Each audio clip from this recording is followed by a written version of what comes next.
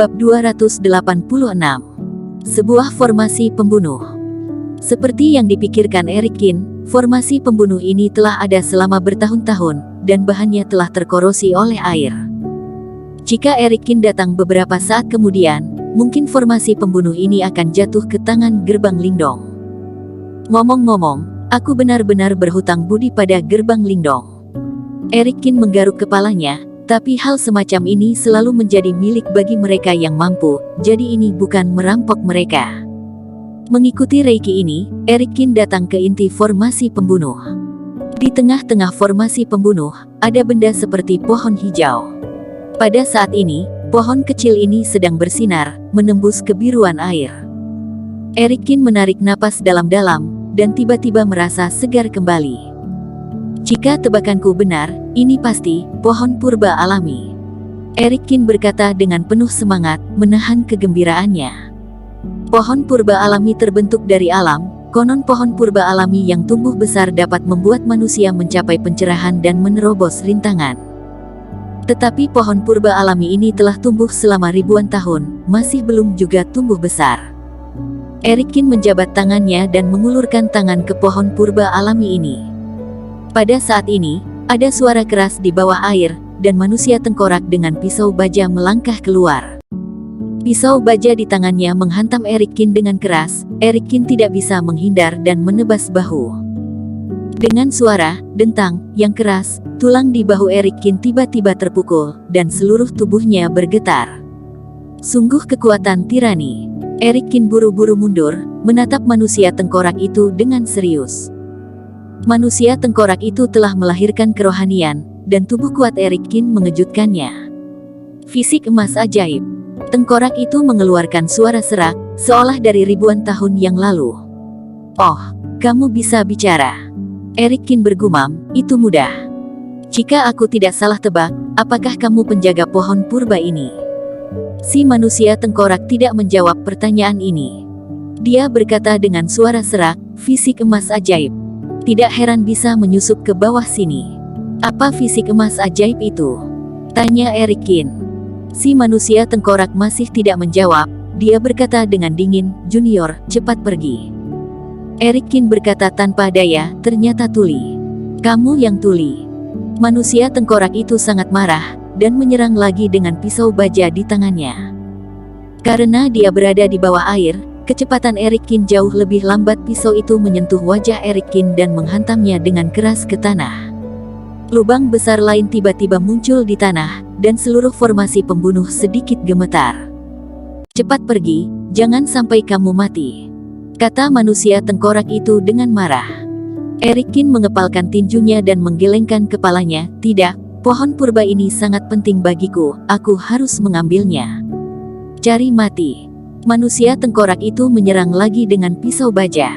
Erikin memiliki cahaya keemasan di tubuhnya. Dia berteriak, dan mengangkat tangannya membentuk jurus tinju sage. Dengan ledakan yang keras, kawah besar muncul di dada kerangka, dan seluruh tubuhnya dikejutkan ke depan dan ke belakang. Erikin menggelengkan kepalanya dan berkata, kamu hanyalah tengkorak, dan kemampuan bertarung hanya bisa mengandalkan daging. Aku tidak takut padamu. Manusia kerangka tidak tergerak.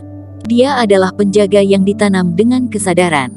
Dalam kesadarannya, dia hanya memiliki pikiran untuk melindungi pohon purba. Jadi, manusia tengkorak itu menyerang lagi. Erikin mengepalkan tinju emas dan meluncurkan pertarungan dengannya di bawah air. Berkat jurus kekebalan tubuh Erikin telah mencapai keadaan yang tidak terbayangkan. Manusia tengkorak itu berkali-kali dipukul mundur oleh Erikin, namun menyerang terus-menerus. Benar-benar keras kepala. Erikin mengerutkan kening. Aku tidak tahu apa yang salah akhir-akhir ini, aku selalu bertemu monster keras kepala sepertimu. Robert Sia, kepala pelindung, begitu pula manusia tengkorak di depannya. Erikin tidak berani menunda waktu, dia mendorong kekuatannya dan meninju dada manusia tengkorak itu. Klik. Dengan pukulan ini, Erikin hampir memiliki energi yang cukup. Dengan pukulan, dia langsung menghancurkan tubuh manusia kerangka itu. Berubah menjadi tulang yang patah. Benar-benar merepotkan, gumam Erikin, mengulurkan tangan untuk mengambil pohon purba itu. Pada saat ini, Tulang-tulang manusia kerangka itu mendengung, tiba-tiba menyatu lagi, dan menyerang Erikin.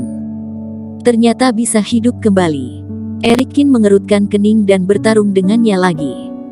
Setelah beberapa pukulan, tubuh manusia kerangka itu runtuh lagi, tetapi dia bersatu kembali dalam waktu singkat, tanpa akhir. Hal ini langsung membuat Erikin merasa sedikit pusing. Jika manusia kerangka ini tidak terselesaikan, maka pohon purba alami tidak akan pernah diambil. Dengan pertarungan berlangsung seperti ini, kapan akan berakhir? Saat ini, waktu pemandian setengah jam telah berakhir. Orang-orang yang berendam dalam mata air suci melangkah keluar dari mata air tersebut. Di bawah rendaman Reiki, energi murni yang hilang tidak layak disebut, sebaliknya disegarkan dan penuh energi. Oke, waktunya sudah habis, semua orang harus pergi secepatnya. Grandmaster yang bertanggung jawab atas penjagaan berkata. Kerumunan enggan untuk pergi, tetapi mereka tidak berani melanggar aturan gerbang Lingdong. Jika tidak, mereka tidak akan pernah memenuhi syarat untuk berendam di mata air suci. Segera, orang-orang ini diusir oleh gerbang Lingdong. Tak lama setelah mereka pergi, ketua sekte Yina Yan datang perlahan. Yina Yan mengenakan rok panjang, dan wajahnya yang halus dipenuhi dengan kegembiraan yang tidak bisa disembunyikan. Ketua sekte, turis sudah bubar semua, kata bawahan dengan bersikap hormat. Yina Yan menarik napas dalam-dalam dan berkata dengan suara rendah, energi murni 10 tahun sudah cukup bagi aku untuk meningkatkan kultivasi.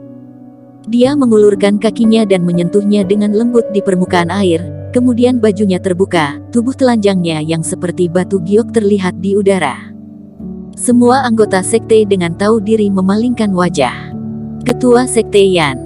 Pada saat ini, sebuah teriakan tajam tiba-tiba datang dari luar pintu.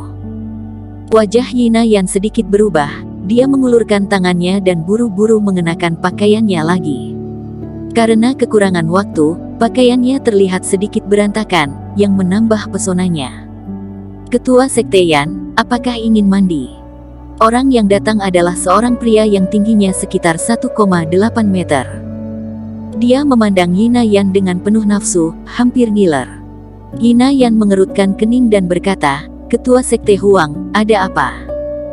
Pria bernama Ketua Sekte Huang tertawa dan berkata, Ketua Sekte Yan, tujuan apa aku datang, tidakkah seharusnya kamu tahu jelas?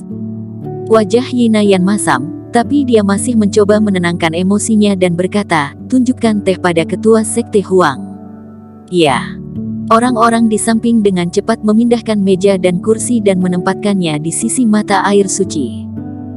Setelah duduk, Ketua Sekte Huang tersenyum dan berkata, Ketua Sekte Yan, bagaimana pertimbangan kamu tentang apa yang aku katakan?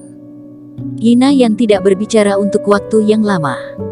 Melihat hal ini, Ketua Sekte Huang tak bisa menahan tawa. Ketua Sekte Yan, emosi seperti apa yang seharusnya kamu miliki saat ini? Jika kamu tidak bergantung pada keluarga besar, gerbang Lingdong ini akan ditelan dan digantikan cepat atau lambat. Dan di belakang sekte Wuya kami adalah keluarga Sukotabe. Penyatuan antara kamu dan aku adalah hal yang indah. Jika bukan karena aku, keluarga Su mungkin tidak akan pernah menganggap gerbang Lingdong kalian. Bersambung. Terima kasih telah menonton video ini sampai akhir. Jangan lupa subscribe dan nantikan kisah episode selanjutnya hanya di Novel Story. Salam.